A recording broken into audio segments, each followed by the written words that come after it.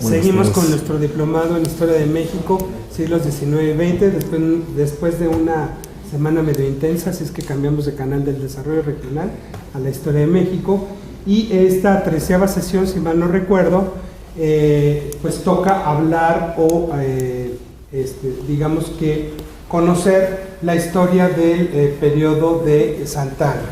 Y para eso hemos invitado a un querido amigo, destacado colega, que es especialista en este periodo y que además va a venir 2 veces, esta vez para Santa Anna y la siguiente semana para la Revolución de Ayutla, que es el doctor Silvestre Villegas Revueltas, quien es investigador del Instituto de Investigaciones Históricas de la UNAM.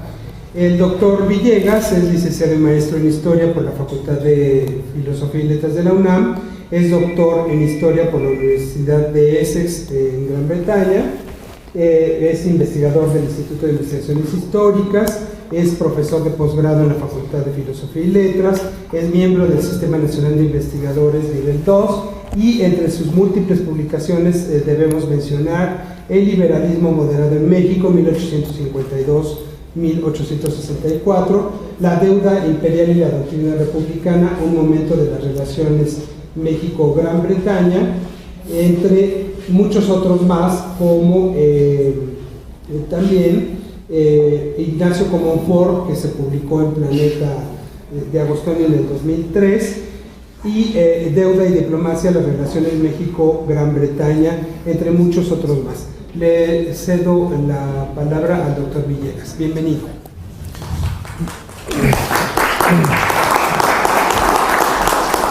Muchas gracias, doctor Serrano. Bueno, pues es un gusto, antes que todo, que me hayan invitado aquí al Colegio del Estado de Hidalgo. Un agradecimiento a las autoridades del mismo. Y acepté, entre otras cosas, bueno, primero porque primero la amistad, segundo, porque en general el tema del siglo XIX, que es a lo que yo me dedico en el Instituto de Investigaciones Históricas, siempre me ha llamado mucho la atención, es mi especialidad. Actualmente estoy transitando poco a poco hacia el siglo XX y el santanismo me pareció que podría ser un buen tema de plática con ustedes.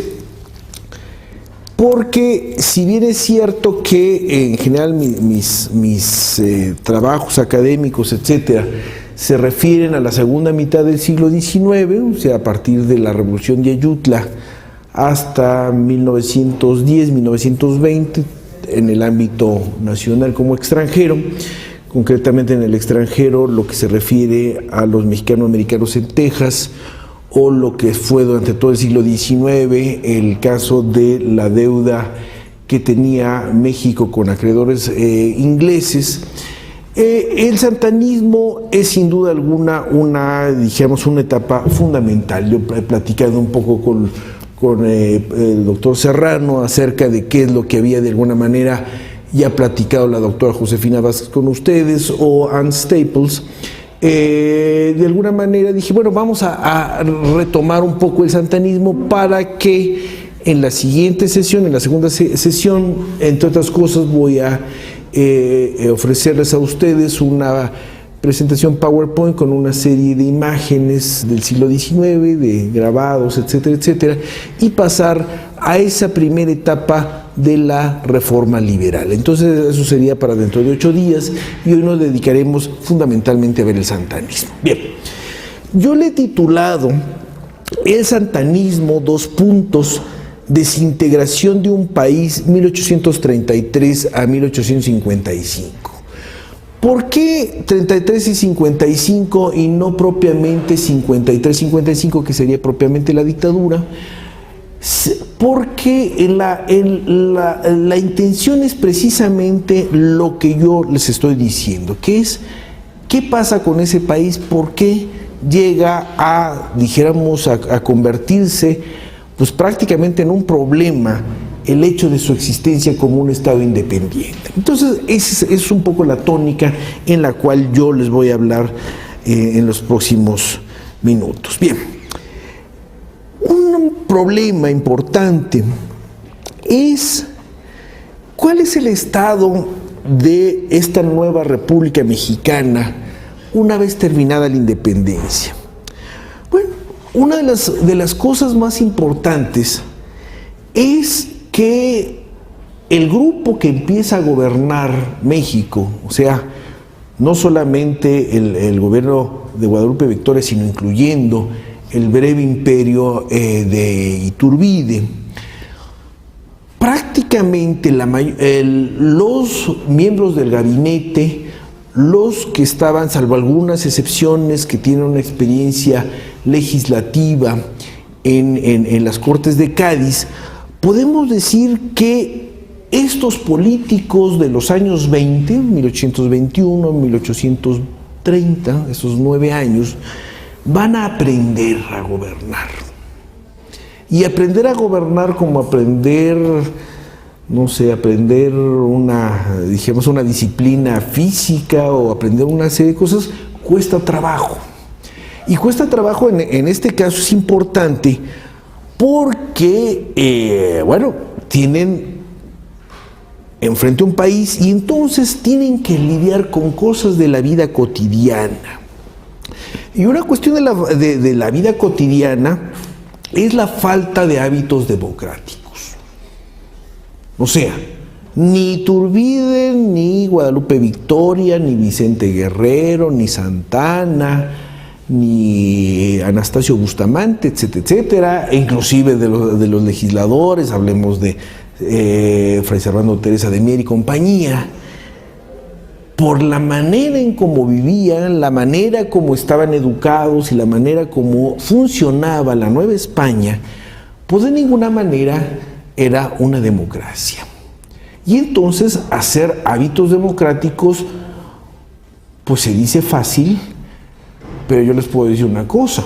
Nosotros podemos hablar de una alternancia en el grupo de gobierno a partir del 2000, desde el 2000 al 2012, pero la sociedad mexicana es prácticamente igual a la anterior.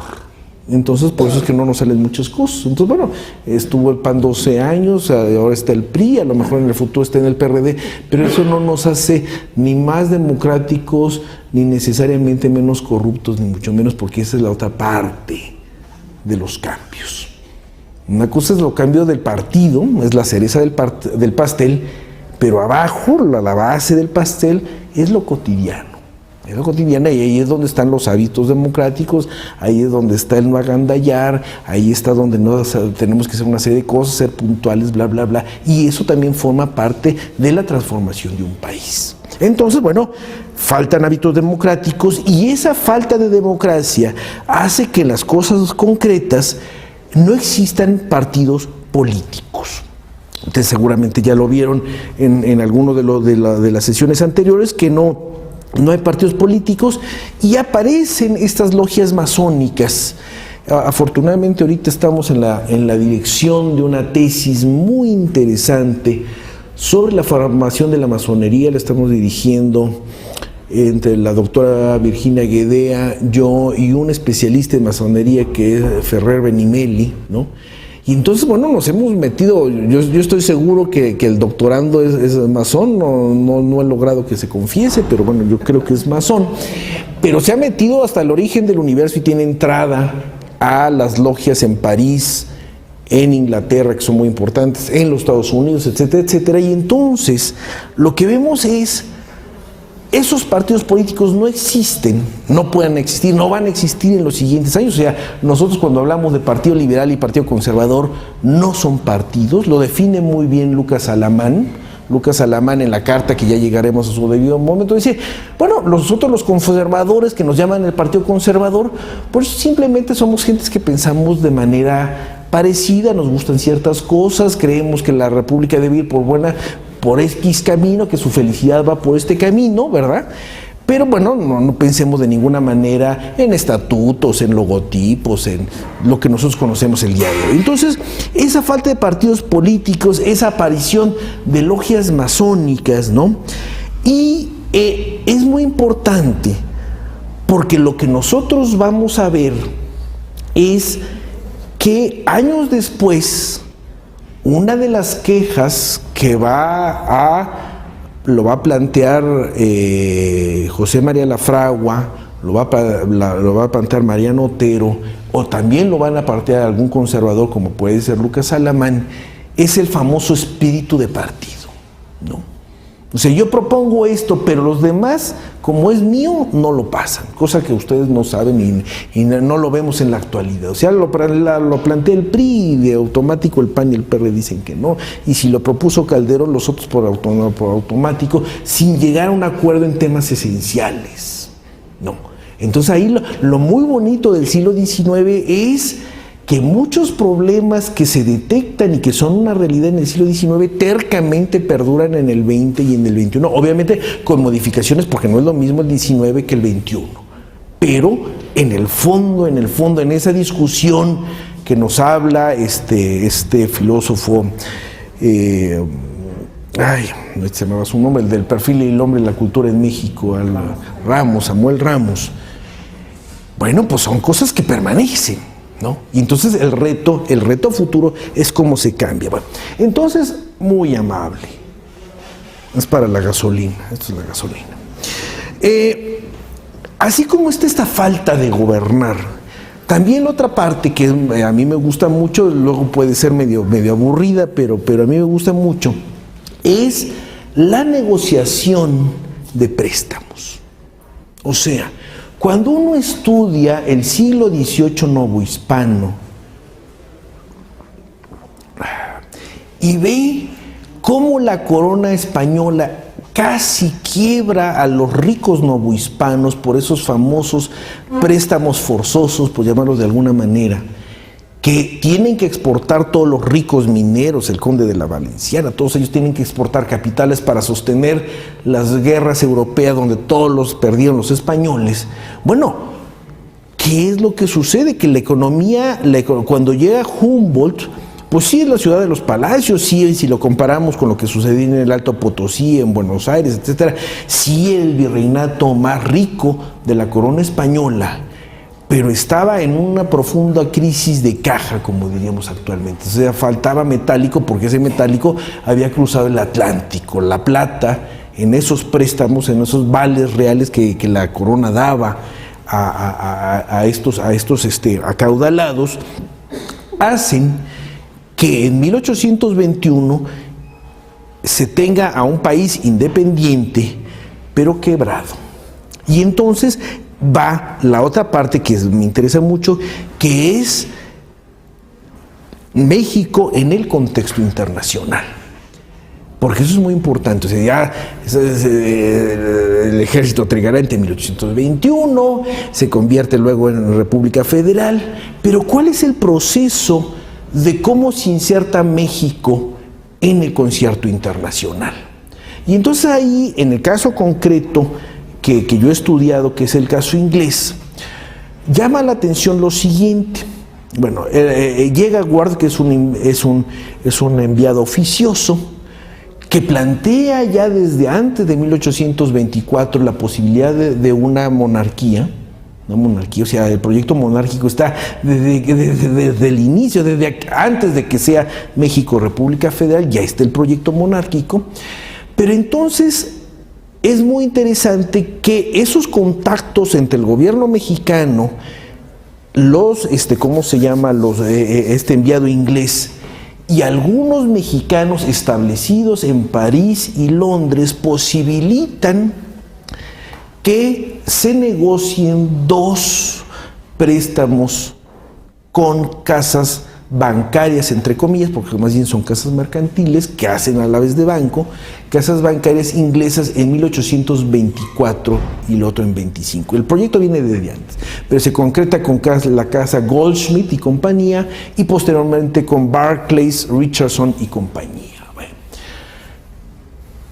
¿qué es esto? Esto es muy importante porque México contrata su primer crédito muy grande en 24, y en diciembre de 24 el gobierno británico reconoce como país independiente a México.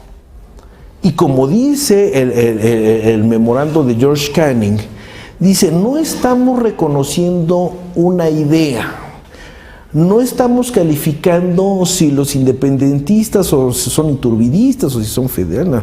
Lo que estamos reconociendo es que el gobierno de Guadalupe Victoria tiene un marco constitucional, que es la Constitución Federal de 1824, y que está haciendo actos de soberanía externa, como es el contrato de una deuda de Estado con unas casas particulares que son estas casitas inglesas, ¿no? Entonces, ese gobierno manifiesta que existe, que tiene un marco legal constitucional, que ejerce actos de soberanía interna, o sea, supuestamente lo obedecen en Veracruz, en Sonora, bla, bla, bla, y que además está ahora sí endeudado con intereses británicos. Y te reconozco. Entonces reconocen a México, reconocen a la Gran Colombia, etc. Pero ahí no acaba todo. Entonces es primero el préstamo, luego el reconocimiento diplomático, y vamos a negociar un tratado de amistad, comercio y navegación que finalmente se va a terminar en 1826. Entonces 24, 25 y 26. Esas tres bases, deuda, contrato de crédito, reconocimiento diplomático y negociación de un tratado comercial, están presentes 60 años después, ya en pleno porfiriato, bajo esas mismas intereses y bajo esa misma lógica. O sea, aquí va a ser una cosa muy interesante. Primero es el restablecimiento de relaciones diplomáticas, que Juárez las rompe en 67, en diciembre de 67, dice, pues ustedes reconocieron a Maximiliano, no tenemos relaciones con ustedes, ustedes rompieron con nosotros en 61, acuérdense usted de la ruptura de 61, nosotros respondemos a esa ruptura en 67, porque pues, ya el imperio se acabó, y cuando ustedes nos los pidan, vamos a establecer relaciones estableciendo como prioridad el desarrollo del comercio. Y entonces se da eso. En 1884 se restablecen las relaciones diplomáticas. En 84 y 85, 86 se renegocia los términos de la deuda inglesa, y entre 86 y 88 se vuelve a dar la renegociación del tratado comercial entre México y la Gran Bretaña. No son los mismos. O sea, no es una cuestión ideológica, sino es absolutamente pragmática. Y corresponde la de 24 como la de los 84 a dos momentos muy particulares de los intereses británicos en América. O sea, uno es frente a tener prácticamente cerrado toda la América española. Bueno, se va a abrir a principios del 19, en fin, por las cuestiones de las guerras europeas, pero estuvo cerrado durante mucho tiempo. Una vez que están independizados los países, pues vamos a hacer las inversiones, y luego viene lo que los ingleses llaman el segundo imperialismo británico, ¿no?, que corresponde también a un desarrollo de la gran industria de la banca interna, de la banca imperial, ¿no?, que se tiene en el mundo, ¿no? O sea, cuando se establece, llega Maximiliano, y casi en el mismo barco donde llega Maximiliano, llega lo que es el director y el cajero principal de lo que se van ellos a fundar, que es el Banco de Londres, México y Sudamérica, ¿no?, que se queda como el Banco de Londres y México, y que es un ejemplo de la banca imperial. A ver, yo les preguntaría a ustedes ahorita, ¿qué banco imperial tenemos de esa vieja guardia? Porque los imperiales modernos ya los conocemos, el Citibank o el español, ¿perdón? El HSBC, el Hong Kong and Shanghai Bank Company, es como el Banco Estándar de Sudáfrica o como el Anglo-Austrian Bank, es la vieja escuela de esos bancos imperiales. Entonces, ya tenemos por un lado el problema que es: voy a aprender a gobernar. El segundo es el mundo de los créditos. Y el gran problema de esos créditos, y también se aprende a negociar los créditos, es que, no los voy a agobiar con cifras, pero es lo siguiente: México contrata, vamos a suponer, 40 millones de pesos en bonos al portador. Pero esos 40 bonos, o sea, valen al portador 40 millones. Pero el líquido va a tener una serie de deducciones. Deducciones de los intermediarios, deducciones del fondo de amortización, deducciones, pongamos, de la depreciación de la moneda, deducciones de lo que ustedes quieran y manden. Y de esos 40 millones al portador, México recibe, números redondos, alrededor de 18 millones, pero se hace acreedor a una deuda de 40. La vieja deuda inglesa contratada en 24 y 25 se termina de pagar con todos los cambios porfirianos, bla, bla, bla, en 1963, y el gobierno de López Mateos escribe una memoria que se llama La vieja deuda inglesa en México. Eso fue mi tesis doctoral en Inglaterra. Y entonces, eso es muy importante porque además del problema de gobernar, o sea, nosotros pagamos 1824, 25, 26, 27 y en el 28 nos vamos a la suspensión de pagos. Y ya saben lo que le puede pasar a Kirchner, a esta señora Kirchner en Argentina, o a los venezolanos, ¿cómo se llama este señor? Maduro, etcétera. Entran en suspensión de pagos y la cosa se empieza a poner difícil. Los que somos más grandes seguramente se acuerdan de aquella suspensión de pagos de López Portillo, y que la cosa se puso fea, y que, por ejemplo, comprar una pasta de dientes era muy complicado porque los tubitos eran importados. Entonces escaseaban las cosas. Bueno, pues entonces eso así se inicia un poco. Bueno, entonces tenemos la relación con Inglaterra, tenemos la relación con los Estados Unidos, acuérdense del famoso Joel R. Poinsett, ¿no? Pero también tenemos el caso de quienes no nos reconocen, y eso también nos crea problemas. O sea, obviamente España no nos reconoce, nos va a reconocer hasta 1836. Otra que es fundamental es el reconocimiento por parte del papado, ¿no? Es una nación católica, es una nación donde la mayor parte de sus habitantes son católicos, y es muy importante tener esa relación con el papado porque tenemos un gran problema de obispos. Los obispos, unos se fueron del país y hay muchas diócesis vacantes, entonces necesitamos eso. Y la otra gran contraparte de Inglaterra, que es Francia. Francia nos reconoce en 30, o sea, es 30 Francia, luego sigue el Vaticano y al final España. Y eso tiene problemas por diversas cosas. Bueno, entonces, antes esa realidad de ese país que rápidamente se endeuda, que desgraciadamente comienza a entrar a un, a un proceso de suspensión de pagos, etcétera, etcétera. ¿Cuál es ese perfil de esa república? Y lo que nosotros debemos recordar es que ese territorio es más de 4 millones de kilómetros cuadrados, que los californios de la bahía de San Francisco comercian con los rusos del Alaska zarista, que la Alaska zarista es una Alaska más grande que la Alaska estadounidense. O sea, hay un comercio, eso lo han estudiado algunas personas, muy interesante, pesquero y de maderas, entre los californios y los rusos de Alaska. Y por el otro lado, antes de que se separara América Central, bueno, pues entonces va desde arriba de California hasta Panamá. Recuerden ustedes que Panamá no existe, forma parte de la Gran Colombia. Es un enorme territorio. Verdaderamente es un enorme territorio que no tiene buenos caminos carreteros, que le hacen falta puertos, que tiene poca población. Esta población está concentrada en el centro del país, cosa que no sucede el día de hoy, ¿verdad? ¿No?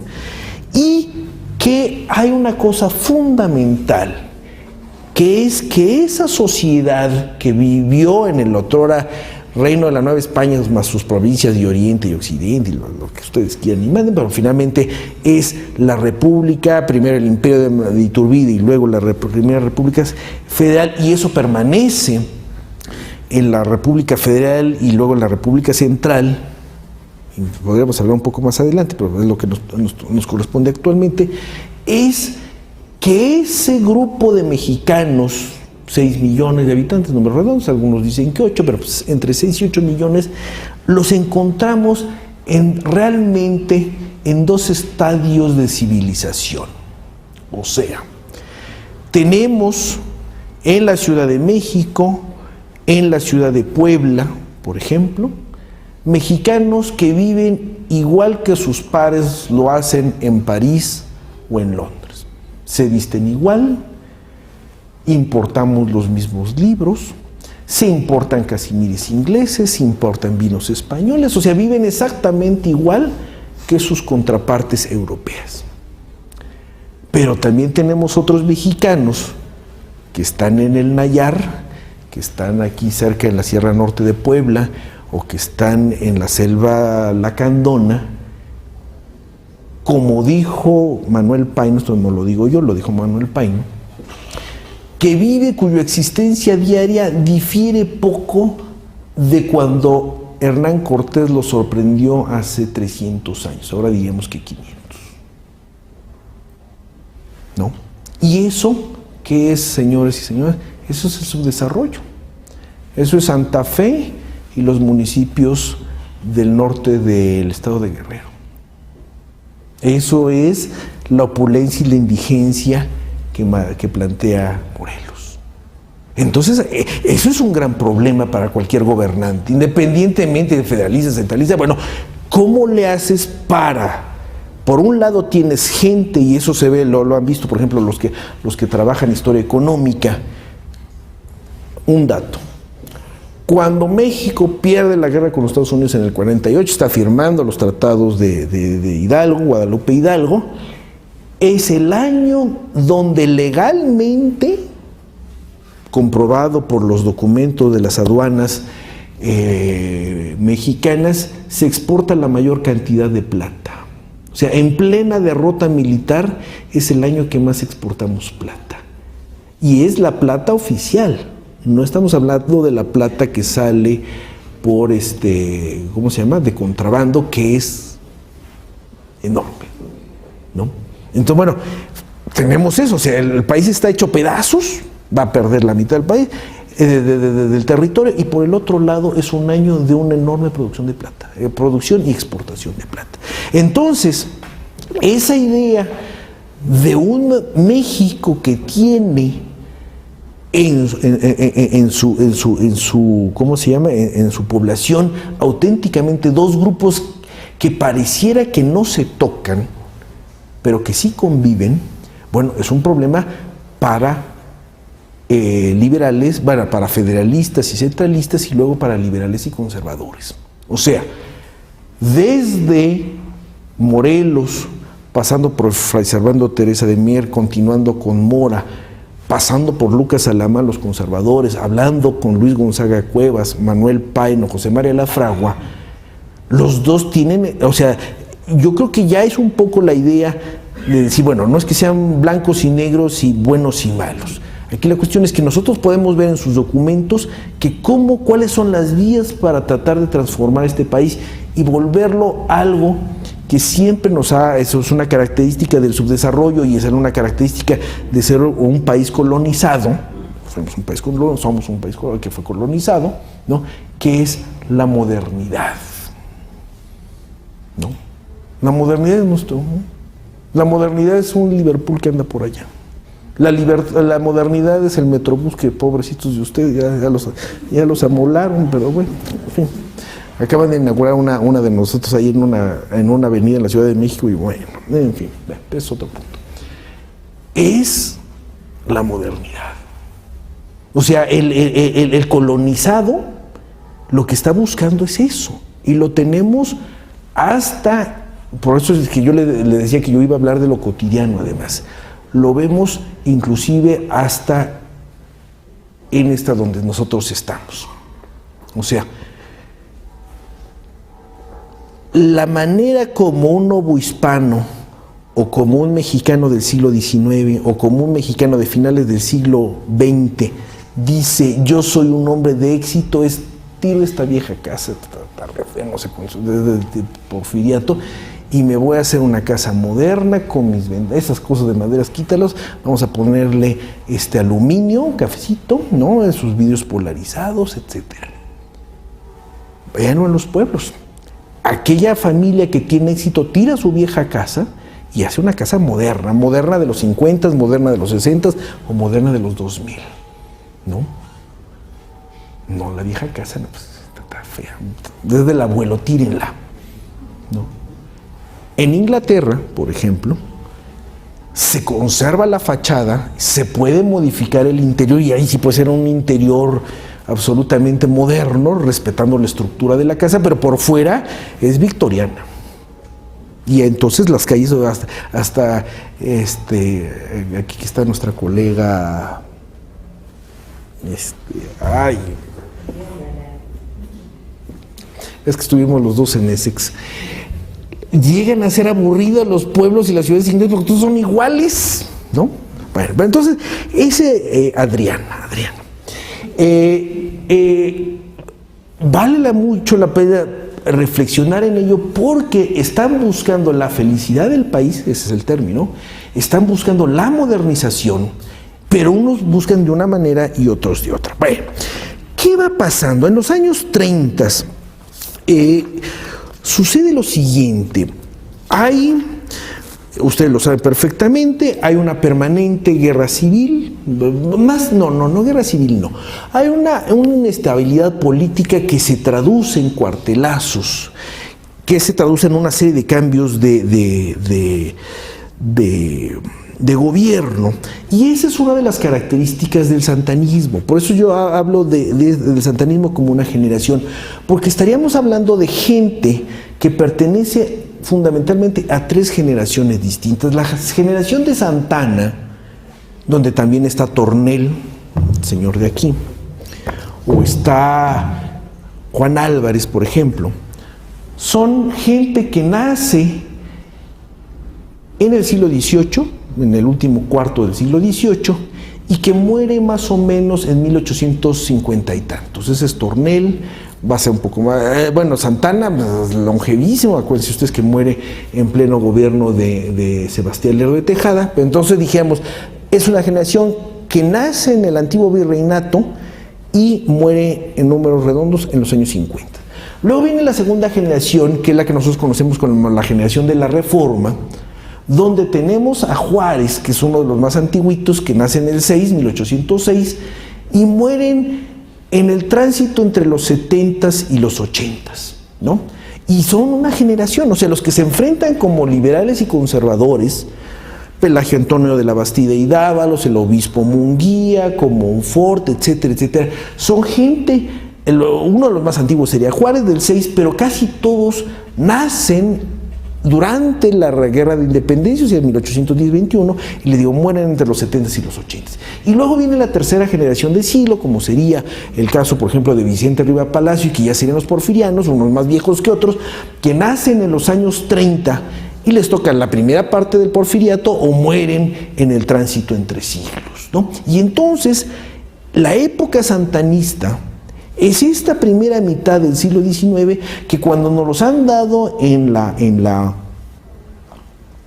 secundaria y la preparatoria, pues uno tenía que pasar, que decir, bueno, y entonces pasó Canalizo, y de Canalizo Santana, y de Santana Nicolás Bravo, y de Nicolás Bravo Bustamante, y de Bustamante José Joaquín de Herrera, y de José Joaquín de Herrera Mariano Arista, y de Mariano Arista un sinfín de presidentes que en términos generales duran 8, 9 meses, ¿no? Pero que hablan precisamente este cambio de ejecutivo, de personas en el ejecutivo, habla de esta inestabilidad política. Yo les pongo un caso. Cuando Mariano Arista le toca en 1851-52 renegociar con franceses, españoles y e ingleses las deudas exteriores mexicanas, está en el gobierno poco más de un año y cambia como 7 veces de secretario de Hacienda. Es una inestabilidad tremenda. Entonces, en estos años de 30s y 40s, Se da este permanente cambio de gobiernos y luego tenemos de estos problemas hacendarios lo siguiente. Hay una reducida recaudación fiscal, poca gente paga impuestos, no hay impuestos propiamente personales, son impuestos a la producción, a la exportación, a la importación, hay los impuestos en los regímenes centralistas. Acuérdense ustedes de que hay las garitas a la entrada y salida de las ciudades, ahí también se pagan impuestos, ¿no? Entonces hay una reducida recaudación fiscal, hay un enorme contrabando, ¿no? Y por el otro lado existen esta cuestión de elevados aranceles, una complicada legislación comercial, un consumo reducido, una exportación concentrada en la plata y algunas otras maderas preciosas, ¿no? Y una importación también sumamente reducida en consumo suntuario y pocos artículos industriales. Eso define más o menos, a grosso modo, la parte económica mexicana en esos años entre 1830 y 1870, números redondos.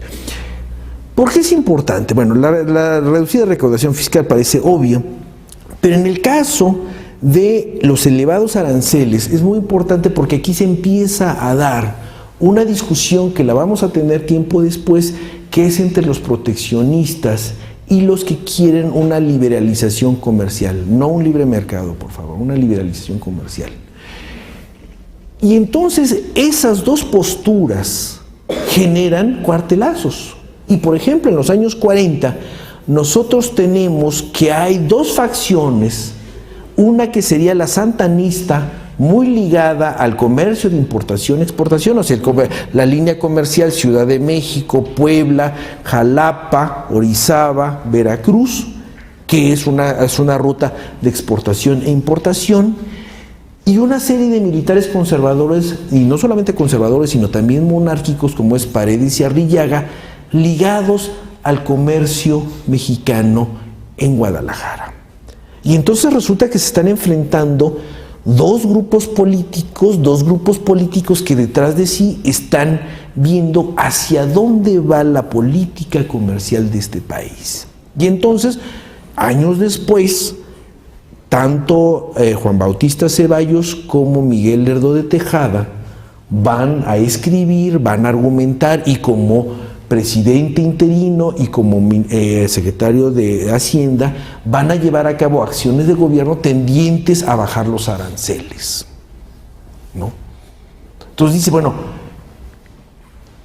¿qué caso tiene que estemos importando de España vinos o que estemos importando de Inglaterra casimires a tan alto precio, ¿no? Si solamente son tan caros que solamente una reducida parte de la población los puede consumir. Y los proteccionistas, que les digo, están en Guadalajara, pero también, por ejemplo, están en Puebla, y hay una contradicción porque son poblanos productores y poblanos comerciantes, ¿no? Ellos dicen, lo que a este país le hace falta es la construcción de una industria nacional. Pero no podemos competir ni con los textiles ingleses, ni podemos competir con otra serie de importaciones porque son más baratas y nos cuesta mucho trabajo. Entonces queremos medidas proteccionistas, y una de las medidas proteccionistas son los elevados aranceles. Pero estos elevados aranceles van agarrados de la mano, como ya les dije, con una complicada legislación comercial. ¿Qué es lo que va a producir esta legislación comercial? ¿Qué fenómeno fatal le produce a México?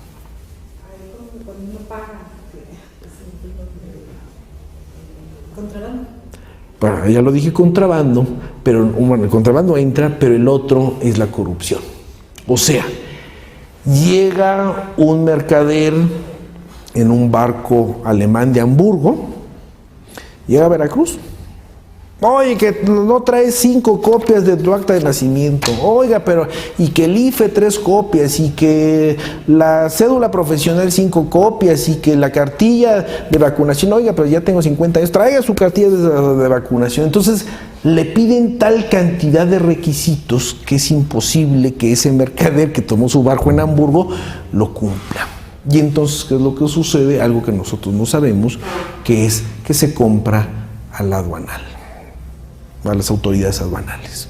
Y entonces, por eso es que Porfirio Díaz, muchos años después, trata y logra que las aduanas mexicanas funcionen bastante bien. Además, es una de las pocas vías de entrada de impuestos.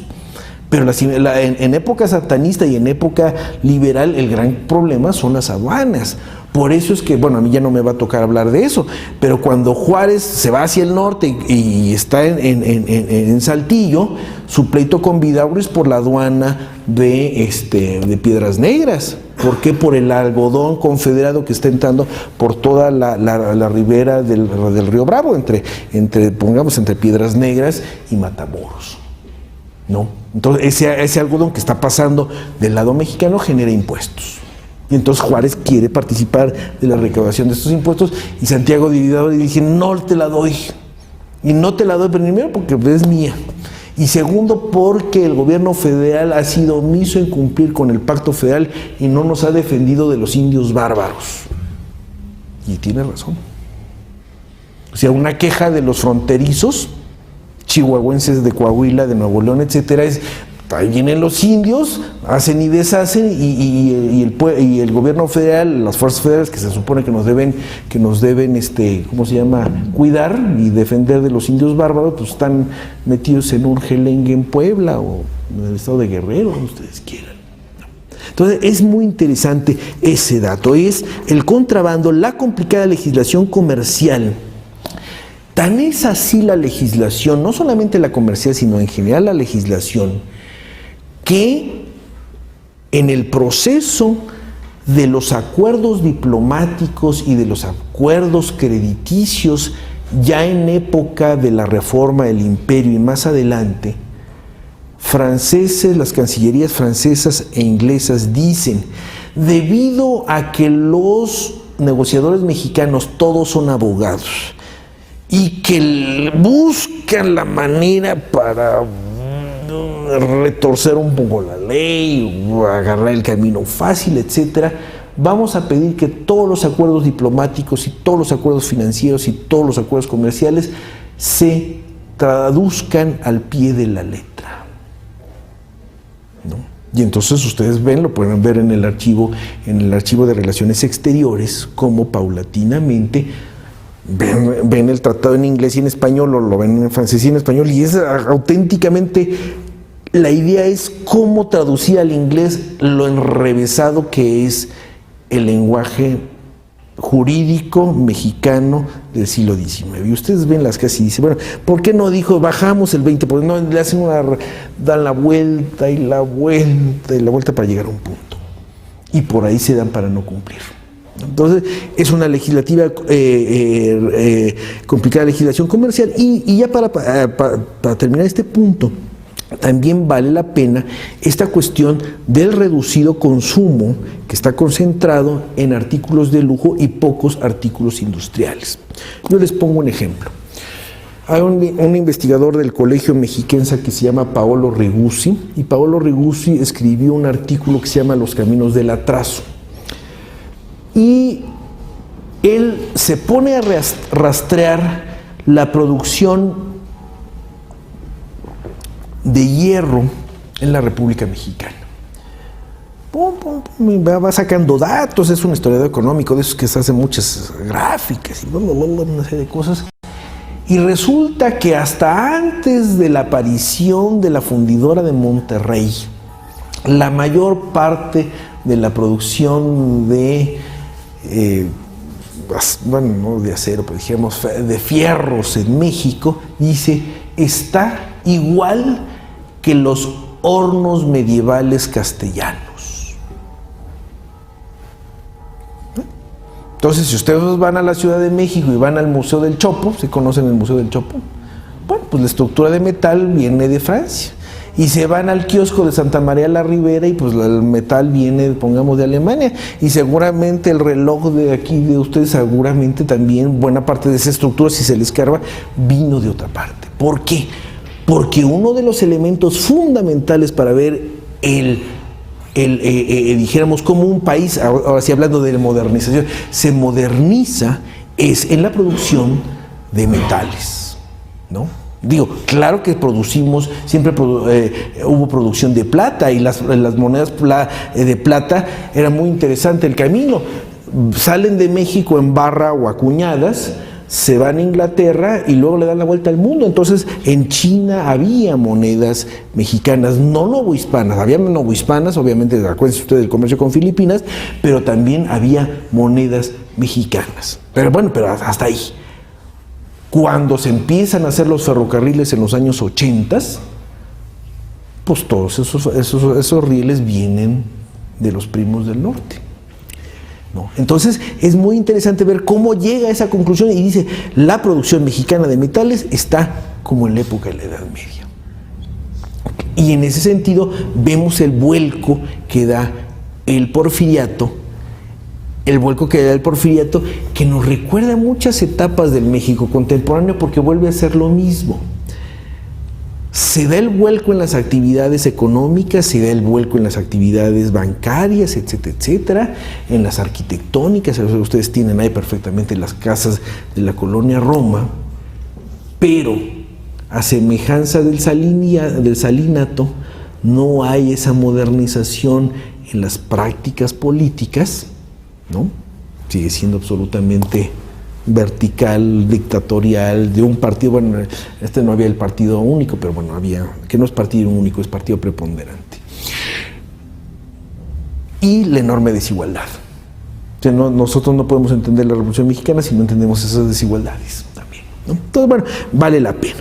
En fin, habría que preguntarse, dentro de este mundo de los años 30 y 40, si el federalismo, acuérdense ustedes que el federalismo va de 24 a 36, luego un poquito en la época de la 46, 52, luego viene otra vez el centralismo con Santana y luego la Constitución Federal de 57 en adelante. Bueno, si el federalismo es una realidad política o una ficción doctrinaria, una pregunta, ¿no? Y acuérdense lo que dice Fray Servando Teresa de Mier. Fray Servando Teresa de Mier dice: nosotros hemos estado gobernados durante la colonia de una manera centralista. Y quieren llevarnos de ese centralismo bastante, que funcionó debido a ciertas características, a lo más complicado que es el federalismo. Y dice: nosotros no somos los Estados Unidos, ni el pueblo mexicano es igual que el Estados Unidos, vamos a hacer un federalismo centralizado. Es una solución mexicana, así somos nosotros. Pues no somos ni panistas ni perredistas, sino que el PRI ahora agarra de aquí y allá, pues así, algo parecido. Un federalismo centralizado, ¿no?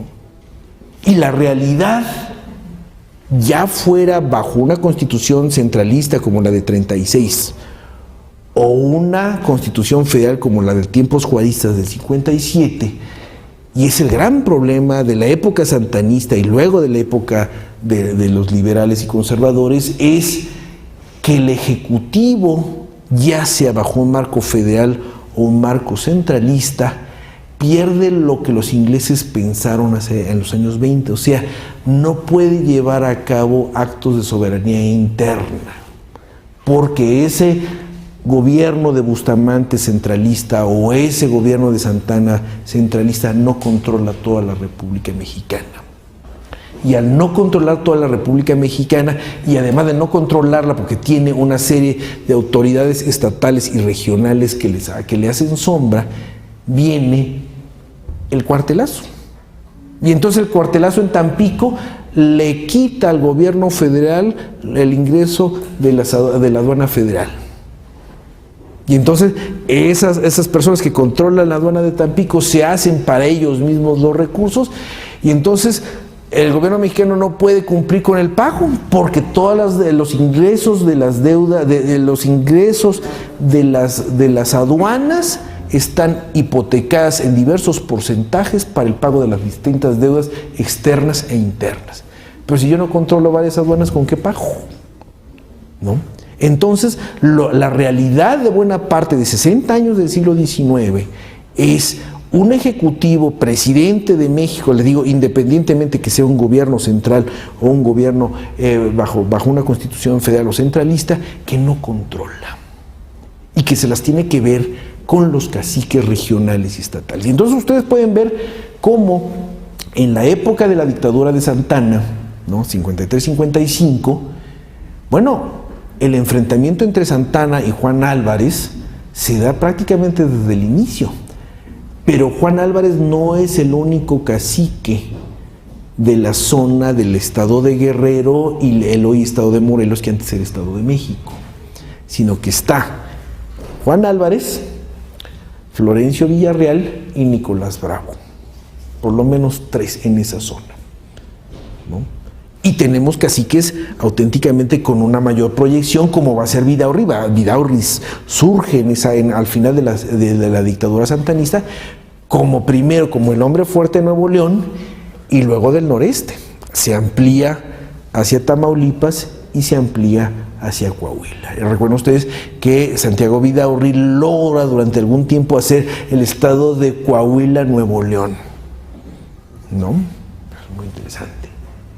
Y entonces el gran problema a la que se enfrentan Bustamante, Santa Anna, Benito Juárez con Montfort es cómo me hago obedecer por todos. Y entonces eso va a ser visto por los teóricos como Lucas Alamán, como Mariano Otero. Yo les recomiendo a los que quieran verdaderamente ver un trabajo fundamental de estos años, el ensayo sobre la cuestión que se agita en la República Mexicana de Mariano Otero. Ustedes lo pueden buscar en la biblioteca, a lo mejor está aquí adentro. Se llama Ensayo sobre la cuestión política y social que se agita en la República Mexicana de Mariano Otero. Una edición que fue muy popular fue una que hizo la Secretaría de la Reforma Agraria. Imagínense, y entonces lo que hace Mariano Otero, las cosas no surgen de la nada. En los años 40, piensen ustedes, ya perdimos 36 Texas, ya perdimos en 39 la Guerra de los Pasteles, y en el lapso entre 1841 y 42 van a surgir 2 de los textos más importantes que analizan el México, no solamente de la época que están viviendo, sea años 30 y 40, sino que se van para atrás.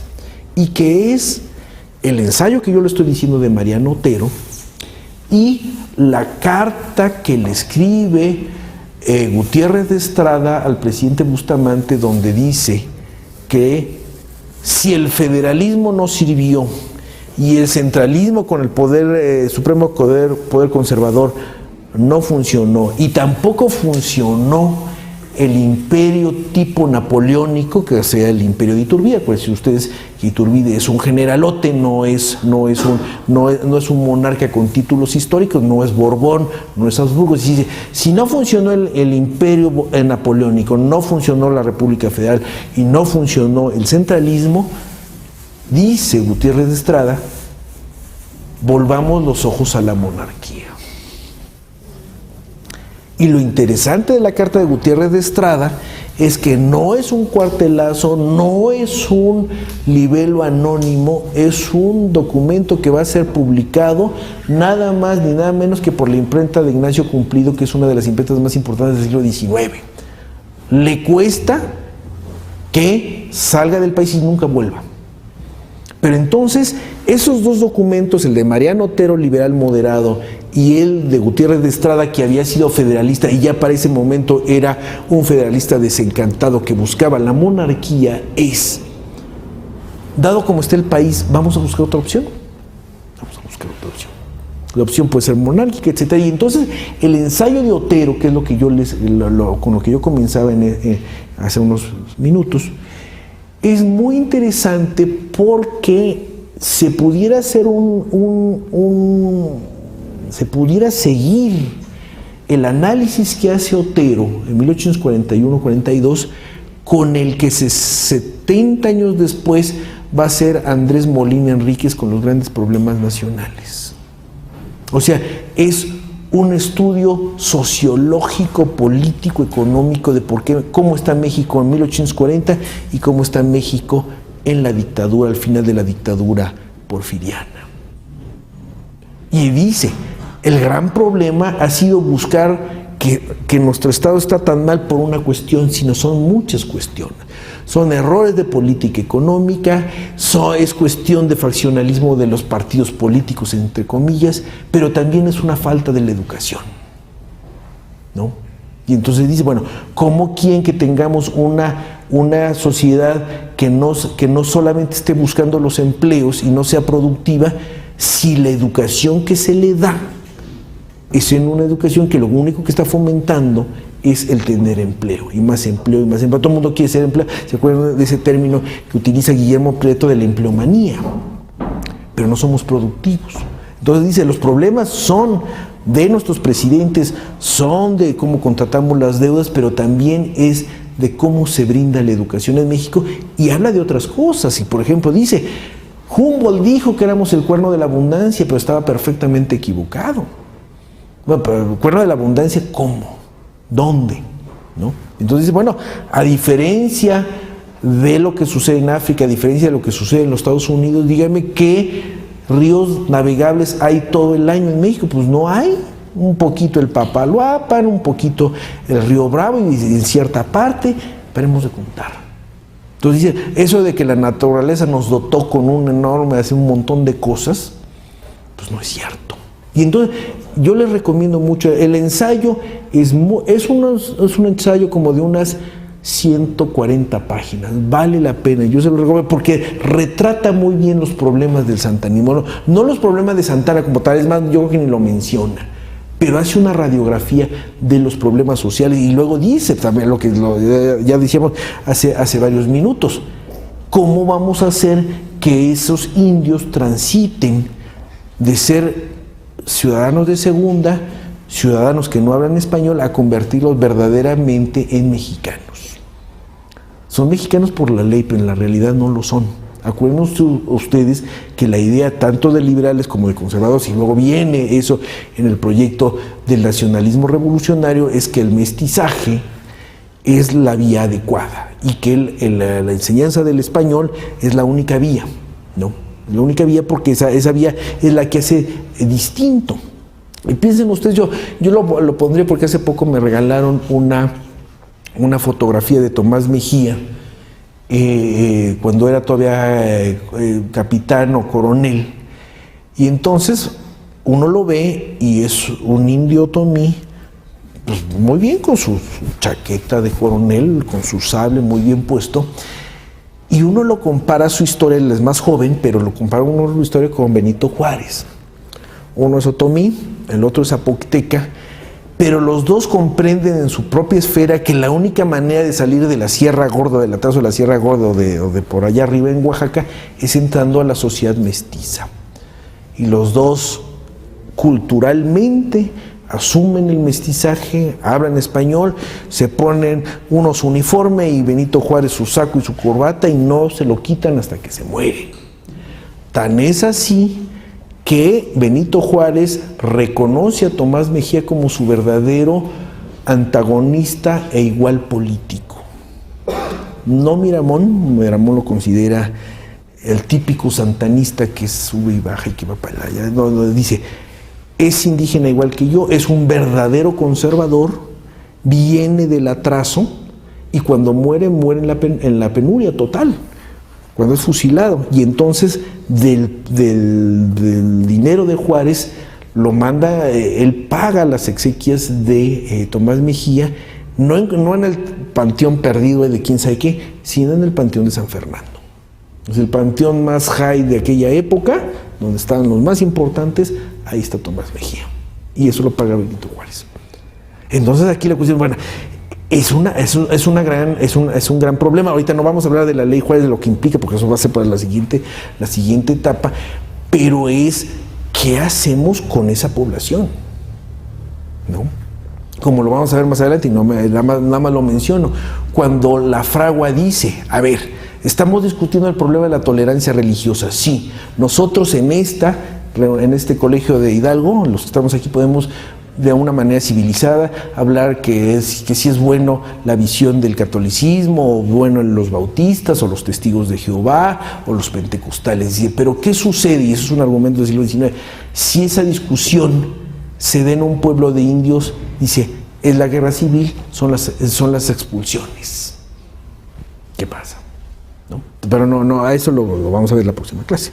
Bueno, entonces, vale la pena mencionar eso. Bueno, por otro lado, piensen ustedes que esto de Santana es un término que lo va a acuñar Lucas Alamán. Lucas Alamán se refiere a este periodo como la historia de las revoluciones de Santa Anna. Son todos estos que suben y bajan, ¿no? Y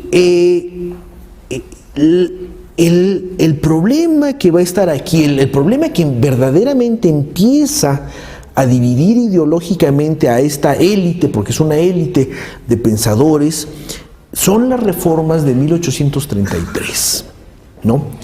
Las reformas impulsadas por Valentín Gómez Farías plantean una secularización educativa, una separación de los asuntos de la Iglesia y el Estado y una desamortización de bienes de manos muertas. Esa primera reforma de 33 obviamente se va a materializar en todo el proceso de reformas que vamos a ver en la siguiente clase, que comienzan con la administración de Comonfort y terminan en la guerra de reforma y las leyes de reforma, pero cuyos resultados, y ahí es la diferencia, es que la reforma de 1833 involucra fundamentalmente a intereses mexicanos y algunos cuantos extranjeros. De ahí viene una deuda española que se llama la deuda del padre Morán, ¿no?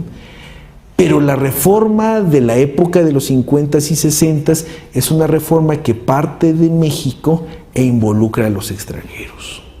Y así como es un problemón la deuda de 1824, también es un problemón la desamortización, primero de Comonfort y luego en época de Benito Juárez, porque ahí se meten franceses, en muy menor medida estadounidenses y muchos ingleses. Y ahí vemos muchas cosas. Entonces, bueno, eso es importante. Entonces, la secularización educativa vale la pena mencionarla porque va a ser uno de los grandes proyectos. Traigo aquí este libro de la doctora Carmen Vázquez Mantecón, que se llama La palabra del poder, vida pública, de José María Tornel. José María Tornel era un santanista de hueso colorado. Y entonces Tornel, que era el típico cortesano, es el típico que le dice al jefe sí cuando tú quieras, mañana, ¿qué color es esa luz verde? Si lo que usted diga, señor. Bueno, ese Tornel va a ser durante mucho tiempo director del colegio de minería, ¿no?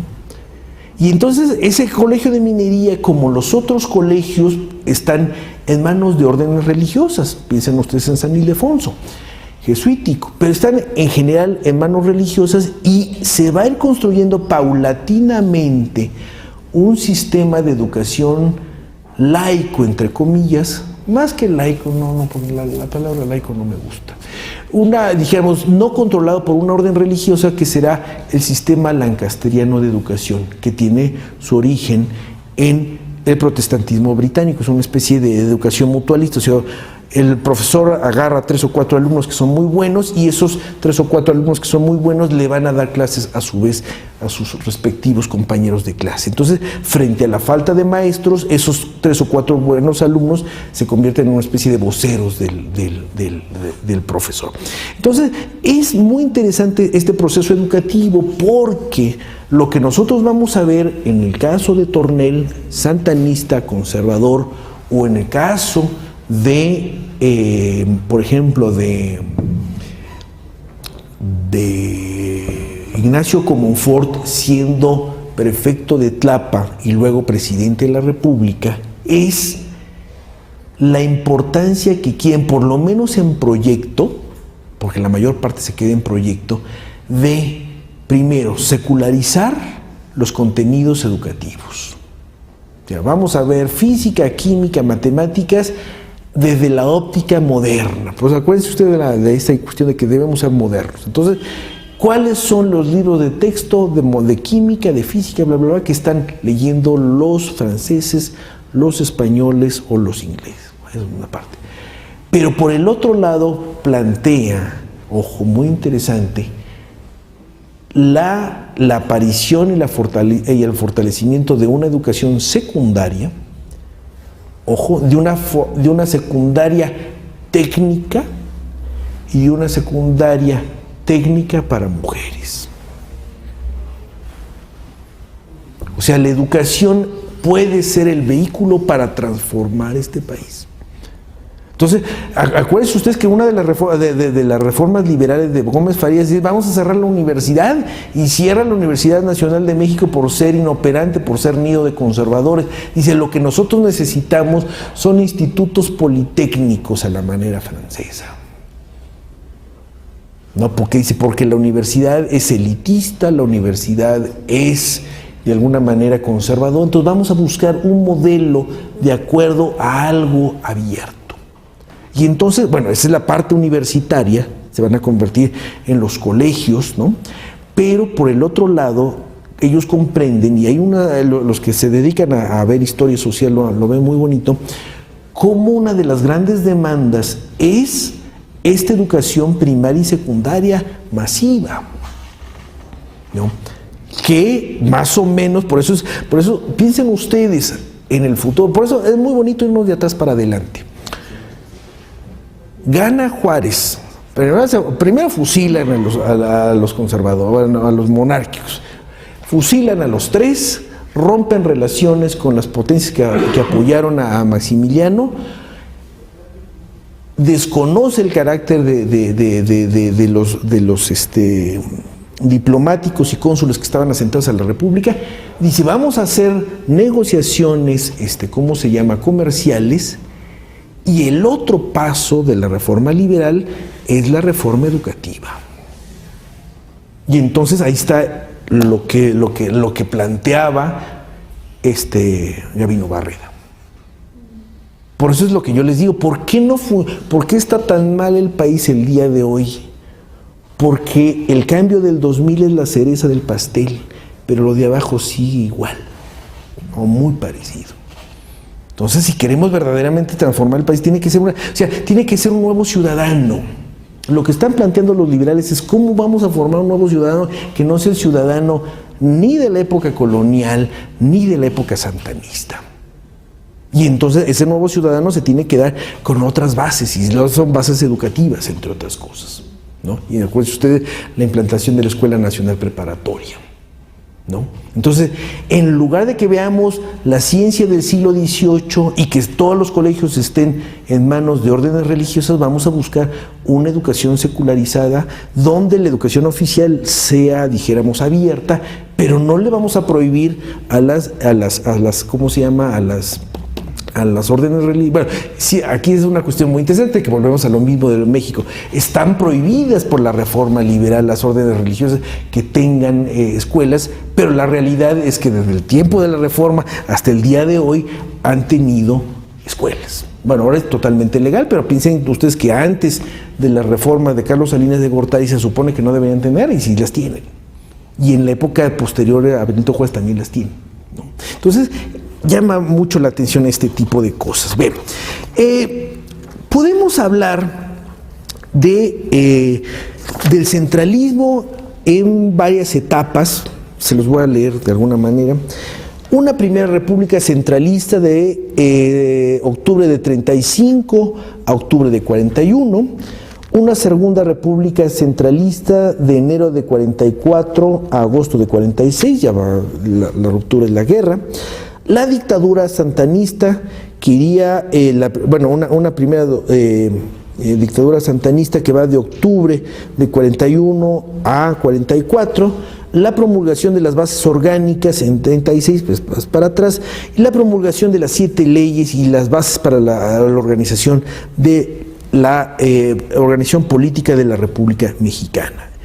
¿Por qué es importante estos datos que yo les he dado? Porque normalmente la historia oficial, la historia que nosotros hemos leído en los libros de texto, nos habla fundamentalmente de las etapas liberales y las etapas federalistas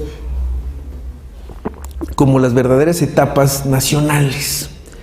Pero lo que nosotros debemos hacer en el futuro, lo que estamos tratando de organizar, es que también se siga historiando estas etapas centralistas. O sea, estas etapas centralistas fueron derrotadas en su momento. En la práctica tendría yo mis reservas de cuál es el futuro, cuál fue el futuro después de estas etapas que yo les he mencionado, ¿no? Pero la idea es que sigue habiendo un desconocimiento de ciertas etapas que las hemos visto aquí, ¿no? Entonces, bien valdría la pena quienes estén haciendo una tesis de maestría o que en un futuro quieran plantearse proyectos de investigación. Hay muchas cosas del centralismo de los años 30 y 40 que siguen estando por investigarse. Hay no solamente ¿cómo se llama? Administraciones, sino también problemas. Bien, no hablamos del caso de Texas, pero me gustaría plantear algunas cosas sociales. ¿Cuáles son las principales ciudades de esta época? Bueno, ya vimos el caso de México, de la Ciudad de México, la ciudad de Puebla, Guadalajara, Guanajuato, Jalapa, por ejemplo. Pero una cosa muy interesante es, y eso forma parte precisamente de la manera como hemos estado, como hemos visto este siglo XIX, que es la pérdida del territorio nacional, los golpes de Estado, federalistas, centralistas, pero por el otro lado hay actividades urbanas muy agradables. Y uno de ellos es el romanticismo en el teatro. O sea, frente a una época donde los golpes de Estado, la pérdida de territorio, lo que ustedes manden, es la nota distintiva en el proceso político, ustedes vean los periódicos del siglo XIX y las obras de teatro y las obras de ópera están a la orden del día. Obviamente hay el Teatro de Santana o el Teatro Nacional, que es donde llegan las grandes compañías de teatro, es donde va Santana o van los funcionarios, pero hay también teatro de barrio, teatro de pueblo. Y lo que nosotros vemos en las crónicas del siglo XIX es que el teatro y la ópera, obviamente la ópera ayer y el día de hoy es una actividad más elitista, pero en el caso del teatro se encuentra en buena parte de la República. Hace muchos años el Instituto de Geografía publicó el Atlas Nacional de México y yo participé haciendo un mapa, fue la última vez que dibujé, hace muchos años. Y entonces la carta que yo hice, una carta enorme, se llama Servicios Urbanos y Culturales en la República Mexicana, de unas fechas del siglo XIX, y me di a la búsqueda, entre otras cosas, de buscar dónde había teatros, ¿no? Y bueno, ustedes conocen algunos teatros muy famosos, como el Teatro Degollado de Guadalajara, pero nosotros vemos que hay una serie de teatros en pequeños pueblos, ¿no? Y algunos que fueron importantes y ahora dejaron de ser importantes, como por ejemplo el teatro que hay en Jerez de Zacatecas, por ejemplo, ¿no? Entonces, eso nos habla de una...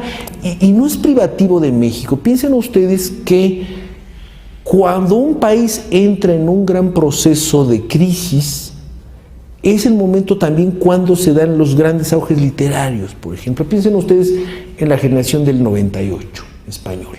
O sea, España pierde sus últimas posesiones imperiales, Cuba, Puerto Rico, Filipinas y Guam. Ahora sí dijeron, ahora sí ya nos fue de la fregada. Y en cambio, la generación del 98 es una gran generación literaria. Entonces, el teatro, la novela. Por otro lado, están los cafés, ¿no? Y entonces doña Clementina Díaz y de Obando, que ya falleció recientemente, hace una serie de estudios acerca de los cafés en México, quiénes van a los cafés, si son cafés literarios, si son cafés musicales, si en esos cafés se leía poesía, etcétera, etcétera. Luego vienen los mercados. Eso es evidente, los mercados, acuérdense ustedes que prácticamente los mercados no hay, salvo algunos que otros en la Ciudad de México o en Puebla hay un mercado muy bonito, los demás son al aire libre, ¿no? Pero luego viene una parte muy, muy interesante que es el caso de los salones femeninos, la misa, ir a misa, las sociedades y la academia. Y entonces es muy interesante porque si bien es cierto que no es muy bien visto en época santanista y en época liberal que las mujeres vayan al café, eso va a ser posterior, ¿dónde se refugian? Bueno, pues se refugian igual que los salones del siglo XVIII, que es donde vamos a departir. Y entonces esos cafés como esos salones van a ser muy interesantes para poder sociabilizar. Y entonces, por ejemplo, quien retrata muy bien esa cuestión de los salones, de la misa y de las sociedades, por ejemplo, es Francisco Zarco. Francisco Zarco no solamente es un cronista de las sesiones del Congreso, sino que también pues, seguramente tenía que ganarse la vida y escribía artículos por ejemplo, él fue un colaborador de una revista que se llamaba algo así como Álbum de las Señoritas Mexicanas, ¿no? Y entonces es muy interesante porque él comenta la moda, o sea, los dibujos que llegan de la moda parisina. Entonces imagínense ustedes, nosotros siempre vemos a Zarco como el defensor de la libertad de imprenta y a Zarco como el que redacta este diario del Constituyente, pero pues tiene que vivir y también plantea esta cuestión de cómo se visten las mujeres mexicanas. Y entonces es muy bonito en estos artículos que se van publicando en el periódico, por ejemplo, el caso de la misa. Entonces dice, bueno, el muchacho que quiere cortejar a una muchacha, bueno, pues no puede llegar a la casa a tocar la puerta, tiene que esperarse en un momento adecuado. Entonces, la muchacha en cuestión sale a misa, pero no sale sola. Sale con su mamá o con su abuela, con sus hermanos o con una chaperona. Y en la misa es donde empieza a darse esta sociabilización, ¿no? Y luego no solamente plantea cómo este muchacho la empieza a cortejar a la salida de la misa, etcétera, porque es un lugar donde se puede cortejar, sino que luego la encuentra, se anima. Y bueno, pues acuérdense ustedes de esto que nosotros hemos visto en las películas, de cómo es el muchacho, el galante que está tratando de hablar con la muchacha tras la reja de donde vive ella. Acuérdense ustedes de esas viejas edificaciones donde hay una ventana que tiene su reja y ahí se da. Y luego también el canijo de Francisco Zarco, entre otros, habla de cómo se visten las mujeres. Y los mexicanos en el siglo XIX tenían una fascinación por los pies y los tobillos de las señoras, de las jovencitas. Bueno, o sea, hay poemas, versículos, no, hay poemas, hay composiciones musicales, hay cuentos donde los hombres mexicanos del siglo XIX, cuando veían que la muchacha cruzaba la pierna y se dejaba ver su pequeño piececito con el tobillo, bueno, el orgasmo total.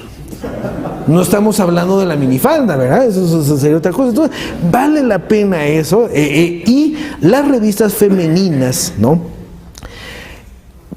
¿Qué es lo que se está jugando? Los mexicanos son muy jugadores. Acuérdense ustedes que era una de las famas de Santana, que Santana perdía fortunas en la feria de San Agustín de las Cuevas o de Tlalpan.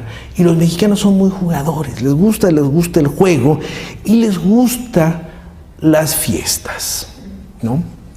Entonces, esas fiestas dan motivo a la reforma liberal. Y entonces, ¿qué es lo que dicen? Esos estudiantes que se la pasan fuera de clases porque es el día de San Omobono y San Pancracio, y hoy que es día de Santa Cecilia, por favor, ustedes, hoy es día de Santa Cecilia, los músicos, Dice, no es posible que de los 365 días del año, 200 se la pasen en fiestas. ¿Qué hace la reforma liberal? Vamos a reducir esas fiestas, y si ustedes se dan cuenta, de todos modos tiene una raigambre religiosa. ¿Cuáles son los días? Jueves y Viernes Santo, religiosos. Jueves de Corpus, religioso. Cívico, 16 de septiembre. Día de Muertos, noviembre, 12 de noviembre, Día de la Virgen de Guadalupe, de diciembre, y 25 de diciembre. Entonces hay un día cívico por todos los demás religiosos. Pero entonces, bueno, son poquitos días frente a los días que antes se tenía. Piensen ustedes, y Adriana no me dejará mentir, en Inglaterra, algunos de los días libres se llaman bank holidays. Y si ustedes se acuerdan en ese cuento de Navidad donde está Scrooge, bueno, Scrooge, pues ahí tiene a su empleado, bueno, trabajando hasta el 26, bueno, ya está a punto de ser Nochebuena y sigue trabajando.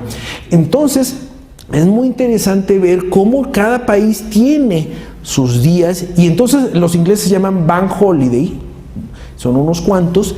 Y el otro día cívico muy importante es el 11 del 11 a las 11, que es el 11 de noviembre a las 11 de la mañana, que conmemora las guerras mundiales. Y entonces se colocan aquí arribita un poppy rojo, ¿no? Una florecita, y entonces sacan los veteranos de la guerra, etc. Entonces aquí nosotros tenemos que las fiestas importantes en Inglaterra tienen que ver originalmente con una cuestión bancaria del siglo XIX y con las guerras, por ejemplo.